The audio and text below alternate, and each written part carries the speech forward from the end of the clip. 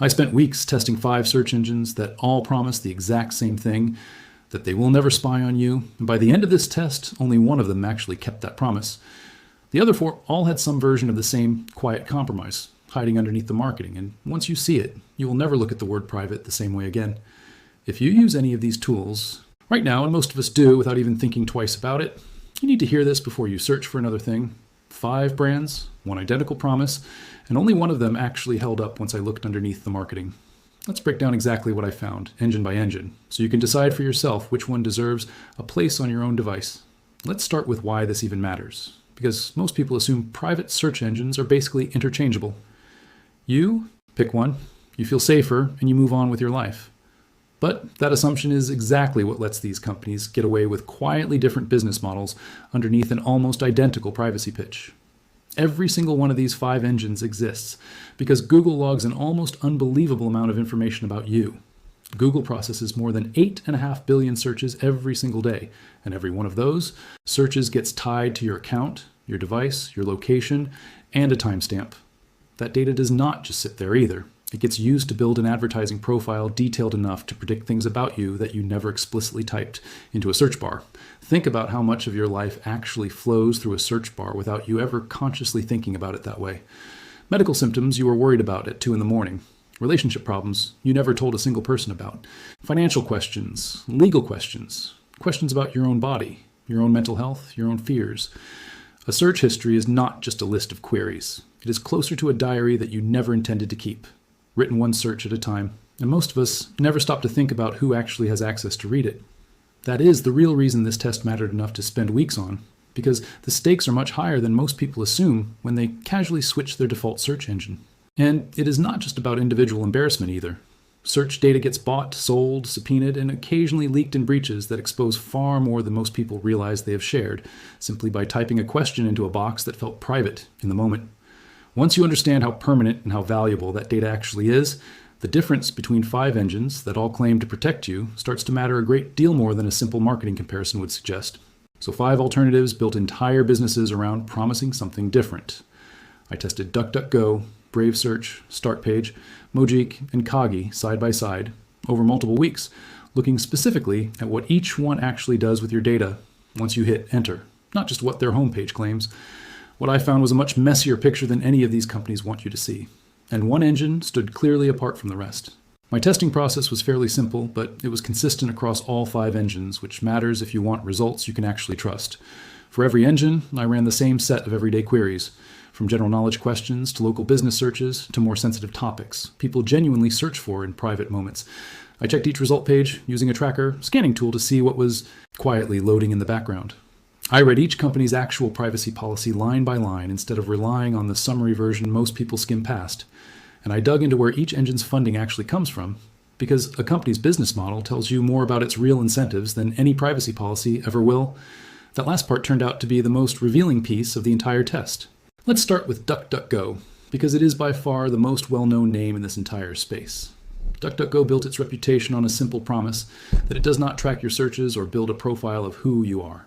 It offers a clean interface, browser extensions, a mobile app, and even an email protection service that strips trackers out of messages sent to a duck.com address. On the surface, this is exactly the kind of product people picture when they hear the words private search engine. But here's where it gets complicated. DuckDuckGo does not actually run its own full web crawler for most of its results. It leans heavily on Bing and other outside APIs to generate what you see on the page, which means Microsoft's infrastructure is quietly involved in almost every search you run through DuckDuckGo. Independent security researchers have also reported trackers loading directly on DuckDuckGo's own result pages, some of which reportedly came from DuckDuckGo's own code, rather than a third party. That is a strange thing to discover on a platform whose entire brand is built around the phrase no tracking. DuckDuckGo also publicly acknowledges that it logs IP addresses for abuse prevention, which is a reasonable operational need, but it does complicate the clean zero logging story the brand sells so aggressively. I want to be fair to DuckDuckGo here, because for the average person switching over from Google, it is genuinely a meaningful upgrade. You will not see targeted ads following you around the internet based on things you searched last week the way you might after using Google for years. The Bangs feature, which lets you jump directly to another site by typing something like an exclamation mark followed by a short code, is a genuinely useful convenience most competitors have not bothered to replicate. But convenience and marketing polish are not the same thing as a technically airtight privacy architecture. And my testing kept turning up small gaps between what DuckDuckGo promises and what its actual infrastructure quietly does behind the scenes. There is also a deeper issue that goes beyond DuckDuckGo specifically and touches every engine on this list, and it is worth explaining clearly before we move on. Researchers have shown that so-called anonymized search logs are often not as anonymous as companies claim. By clustering query patterns and comparing them against publicly available information, like social media posts or forum activity, researchers have been able to re-identify supposedly anonymous search behavior with somewhere between 65 and 75% accuracy. That statistic should make anyone pause because it means the promise of anonymization is not the same thing as an actual guarantee of anonymity. DuckDuckGo does not identify you by name or by a persistent cookie the way Google does, but the underlying vulnerability of query pattern re-identification still applies to its aggregate data. This is the part of the entire test that genuinely unsettled me the most, and I think it deserves more attention than it usually gets in these kinds of comparison videos. Companies love to use the word anonymized because it sounds absolute, like a switch that gets flipped and your identity simply disappears from the data forever. In reality, anonymization is closer to a spectrum than a guarantee, and researchers keep proving that determined analysis can pull identity back out of data that was supposedly stripped clean. That single fact should shape how much trust any of us place in the word private when a company uses it in a slogan rather than backing it up with a specific, verifiable technical claim. Next up is Brave Search, and this one surprised me the most going into the test. Brave Search runs on its own independently built index, derived from a project called Tailcat, which technically makes it the most independent option among the major mainstream players. It does not lean on Google or Bing to generate its core results, and it publishes independence metrics, showing exactly what percentage of results come from its own index versus supplementary sources. That transparency is genuinely rare in this industry, and it deserves credit. Brave also offers a feature called Goggles, which lets you apply community-created filters and re-ranking rules to change how search results are ordered, giving you a level of control that none of the other engines in this test offer. On paper, Brave looks like the privacy purist's dream. But the problem with Brave is not really about the search engine itself. It is about the ecosystem surrounding it. Brave Search is built by the same company that makes the Brave browser, and most Brave users run both products together. When you search privately inside a browser that is simultaneously tracking your browsing behavior for its own advertising and crypto reward system, you are effectively creating a combined behavioral data set that can end up being more comprehensive than what a single company like Google collects on its own. The search half of that equation is genuinely private. The browser half is a completely separate business built on behavioral engagement, and stitching the two together quietly undermines the privacy story Brave tells about search specifically. I ran a small experiment during my testing period specifically to see how noticeable this combined data trail actually is in practice. I used Brave Search exclusively inside the Brave browser for several days, running the exact same kinds of everyday queries I used across all 5 engines, and paid close attention to how the browser's own reward and advertising features behaved afterward. The search results themselves never felt personalized or targeted in a way that suggested profiling, which lines up with what Brave claims. But the broader browsing experience, including the suggested content and reward prompts baked into the browser itself, made it clear that Brave as a company is still very much in the business of understanding user behavior at a broader level, even if the search product specifically stays clean of that practice. Then there is Startpage, which takes a completely different approach from the first two. Startpage does not build its own index at all. Instead, it acts as a privacy layer sitting on top of Google. It takes your search query, strips out anything that could identify you, submits that stripped-down query to Google on your behalf, retrieves the results, and hands them back to you without passing along your IP address or browser fingerprint. This gives Startpage a real advantage in one specific area, because Google's index is enormous and mature, so Startpage's results feel familiar and high quality in a way smaller independent engines often cannot match. Startpage is based in the Netherlands and operates under European Union privacy law, which gives it a genuinely stronger legal framework than most American competitors. It also promises to delete its logs within 24 hours and offers a proxy feature called Anonymous View that lets you click through to a website without revealing your identity to that site. All of that sounds great until you look at how the company actually makes money. Startpage generates revenue by displaying advertising, and by working with ad networks, and advertising businesses fundamentally require some form of behavioral signal to function, even if that signal is aggregated rather than tied to your name specifically. Startpage also has ownership ties to System1, a digital advertising company, which raises a legitimate question about how cleanly separated Startpage's privacy promises really are from the broader advertising ecosystem it sits inside. To be clear, having an advertising company somewhere in your ownership structure does not automatically mean a search engine is lying about how it handles your individual search queries. Startpage's specific technical claim, that it strips your IP address and browser fingerprint before ever passing your query to Google, held up during my testing, and I could not find independent evidence directly contradicting that core mechanism. What I would push back on is the broader marketing framing that positions Startpage as a completely clean break from the advertising industry, when the company generating your results is still, structurally, part of that same industry at a corporate level, just one step removed from directly touching your individual query. If you are enjoying this breakdown so far, go ahead and hit like on this video, because we still have 2 engines left, and the results only get more interesting from here. The 4th engine I tested was Kagi, which is different from the other 4 in one very important way, because it is not free. Kagi charges a monthly subscription, typically somewhere between $5 and $10, and in exchange it promises 0 ads and 0 tracking across the board. Kagi does not rely on advertising revenue at all, which theoretically removes the single biggest incentive that pushes most search companies toward behavioral profiling in the first place. Kagi also gives you genuinely useful controls that none of the free engines offer, letting you manually block or boost specific domains so you can permanently filter out low-quality, SEO-stuffed websites from your results forever. Under the hood, Kagi works differently than most people expect. Rather than relying on a single independent index the way Brave or Mojik do, Kagi actually calls a number of different outside sources for each search, including anonymized API calls to indexes like Google, Mojik, and Yandex, along with specialized tools like Marginalia and direct data sources such as Wikipedia and OpenMedeo. Kagi blends all of these signals together into a single result set, and the company states these calls are anonymized before they happen. This hybrid approach explains why Kagi's results are consistently ranked as some of the strongest in the entire private search category, since it is essentially borrowing the best of several indexes at once, rather than being limited to just one. The privacy trade-off with Kagi is subtle but worth understanding clearly.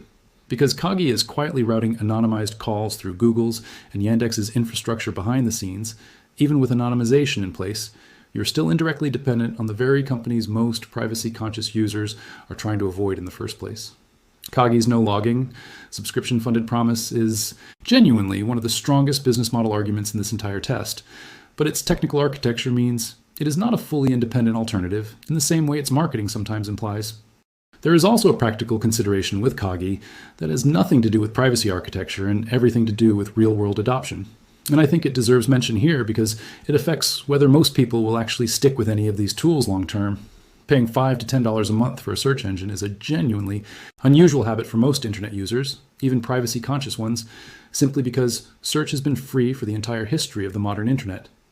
During my testing period, Kagi consistently delivered the cleanest, least cluttered, most SEO-resistant results of any engine on this list, and the ability to permanently block low-quality domains from your results is a feature I found myself missing the moment I switched back to any of the free alternatives. Whether that improvement in daily search quality is worth a recurring subscription fee is a personal calculation every user has to make for themselves, but it is not a small factor in whether Kagi realistically becomes someone's daily default rather than just an occasional tool for specific research tasks. Which finally brings us to the 5th engine, Mojik, and the one clear standout from this entire test. Mojik is a UK-based search engine founded back in 2004 by a developer named Mark Smith, originally as a personal project running out of a small innovation center. What makes Mojik different from every other engine on this list is almost embarrassingly simple to explain. It runs its own crawler, built entirely from scratch using its own code, and it does not send your queries to Google, Bing, or any other outside index at all. When you search on Mojik, your query stays inside Mojik's own infrastructure from start to finish. There is something almost old-fashioned about how Mojik was built that I think is worth appreciating, especially in an industry that has largely given up on the idea of building anything truly independent from scratch. For much of its early existence, Mojik's servers reportedly ran directly out of its founder's bedroom, a detail that sounds almost quaint compared to the billion-dollar data center infrastructure behind Google or Bing. Yet that small, scrappy starting point eventually grew into a functioning independent index containing several billion pages, built using code, written mostly from the ground up rather than licensed or borrowed from anyone else. In an industry where nearly every so-called alternative search engine is quietly leaning on someone else's infrastructure somewhere in its supply chain, that origin story matters, because it is direct evidence of a company choosing the harder path specifically to protect the independence its entire brand is built around. During my testing, I ran a tracker scan directly on Mojik's result pages using uBlock Origin, the same tool researchers and reviewers commonly use to audit sites for hidden trackers. The scan found nothing. No third-party trackers, no hidden pixels, none of the quiet background connections that showed up on some of the other engines during the same testing process. And I ran that same scan multiple times across different days just to make sure the result was not a fluke. Mojik's own privacy policy states clearly that it does not use cookies to track individual users, does not log full IP addresses tied to specific searches, and does not sell user data to advertisers under any circumstance. Instead of storing your IP address, Mojik reportedly replaces it with a general country code purely for aggregate statistics, which means even the company running the service cannot reconstruct an individual search history after the fact. I want to walk through exactly what that tracker scan looked like because I think the specifics matter more than a simple pass or fail summary. On DuckDuckGo, the scan flagged multiple background connections firing on the results page, some tied to advertising partners and some tied to DuckDuckGo's own analytics infrastructure. On Startpage, similar background requests appeared, consistent with the advertising relationships the company relies on to generate revenue. Brave Search's results. Page came back mostly clean on the search side specifically, though the surrounding browser environment showed its own separate set of behavioral signals being collected. Kagi's results page was also relatively clean, though the anonymized calls to outside indexes happen at the infrastructure level rather than something a browser-based tracker scan would necessarily surface directly. Mojik's page, by comparison, came back with nothing flagged at all, no advertising pixels, no third-party analytics scripts, no hidden calls to outside services of any kind. That result lines up with everything else I found while reading through Mojik's actual privacy documentation, rather than just its marketing copy. The company states plainly that it does not use tracking cookies, does not build advertising profiles, and has never sold user data to a third party at any point in its history. Because Mojik makes its money through a mix of contextual, non-personalized advertising placements and revenue-sharing partnerships with other privacy-focused products, rather than through the kind of behavioral targeting that funds most of the free internet. There is simply no internal business incentive pushing the company toward collecting more data about you than it strictly needs to return a search result. Mojik is not a perfect product, and I want to be honest about that rather than pretend it is flawless just because it won this particular test. Its index currently sits somewhere north of 6 billion pages, which sounds like a massive number until you compare it to the scale of what Google or Bing have built over the past 2 decades. That smaller index means Mojik occasionally misses direct links to newer or more obscure websites, and its results for very niche or highly specific queries can feel noticeably thinner than what you would get from an engine like Startpage that is quietly borrowing Google's index in the background.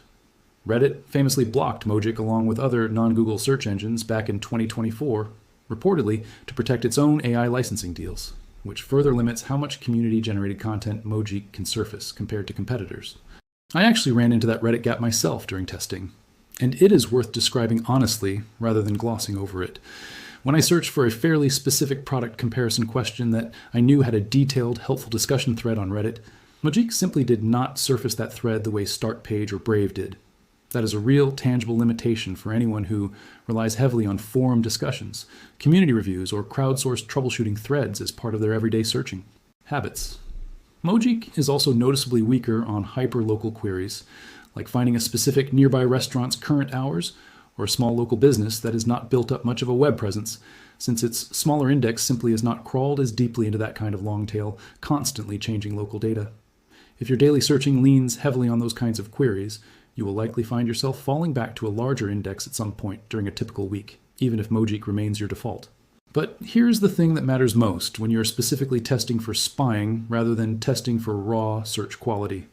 Every other engine in this test had some form of quiet compromise built into its business model or its technical architecture.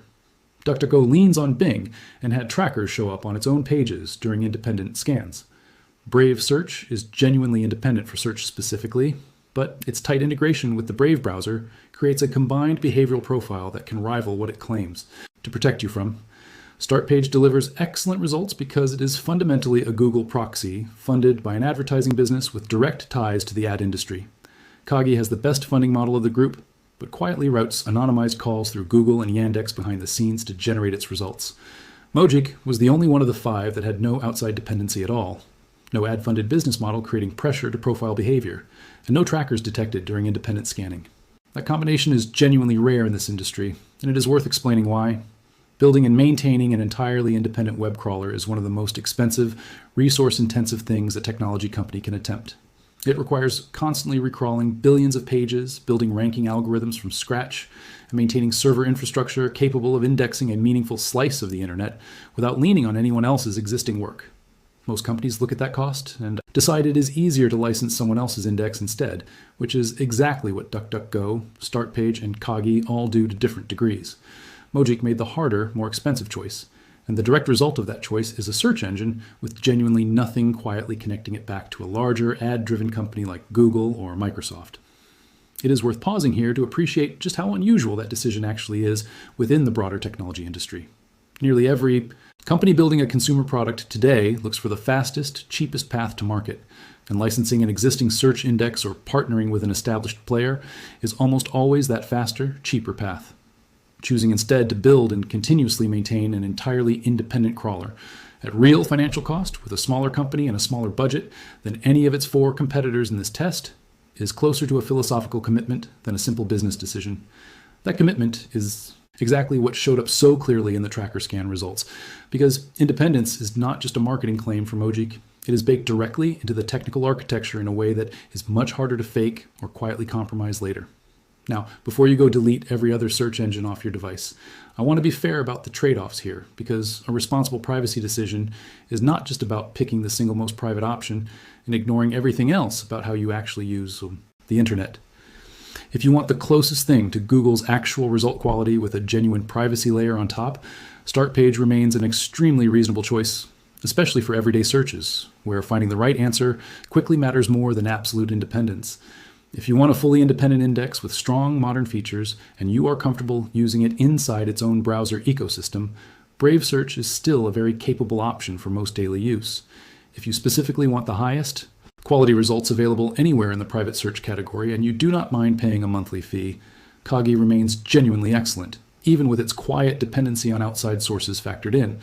But if your specific goal is the thing this whole test was built around, finding out which of these 5 tools truly does not spy on you, in any meaningful sense, Mojik is the one that earned that distinction.